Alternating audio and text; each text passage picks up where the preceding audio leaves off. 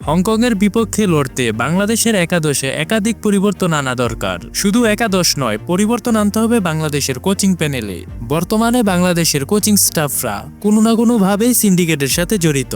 বাংলাদেশ জাতীয় ফুটবল দলের ধীরে ধীরে উন্নতি হচ্ছে ঠিকই, কিন্তু এখনও বড় দলগুলোর বিপক্ষে লড়াইয়ে অনেক ঘাটতি রয়ে গেছে। হংকং, যারা সাম্প্রতিক সময়ে দুর্দান্ত ফুটবল খেলে যাচ্ছে, তাদের বিপক্ষে মাঠে নামতে হলে বাংলাদেশ ফুটবল দলকে আনতে হবে কৌশল ও ঘটনে পরিবর্তন। কারণ হংকংয়ের ফুটবল গতি নির্ভর আর মাঝমাঠ নির্ভর, যেখানে বাংলাদেশ প্রায় ছন্দ হারিয়ে ফেলে। হংকংয়ের বিপক্ষে মাঠে নামার আগে বাংলাদেশের একাদশে কয়েকটি পরিবর্তন আনা জরুরি।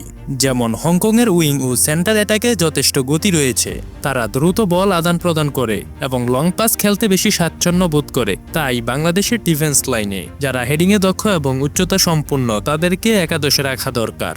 হংকংয়ের মূল শক্তি তাদের মিডফিল্ড, তারা মিডফিল্ড থেকেই তাদের খেলার নিয়ন্ত্রণ করে থাকে। তাই বাংলাদেশের মিডফিল্ডে হামজা চৌধুরী, সমিত সোম এবং জামাল ভুঁইয়ার পাশাপাশি ক্যামেরন আলীকে খেলানো যেতে পারে। হংকং সাধারণত বলের পজিশন ধরে রাখতে চায়, ফলে হংকংয়ের বিপক্ষে বাংলাদেশের সবচেয়ে কার্যকারী কৌশল হতে পারে কাউন্টার অ্যাটাক করা। এই জন্য বাংলাদেশের প্রয়োজন দ্রুত গতির উইঙ্গার। ফাহমিদুল ইসলাম, তারিম সালিকের মতো দ্রুত গতির উইঙ্গারদের সুযোগ দেওয়া দরকার।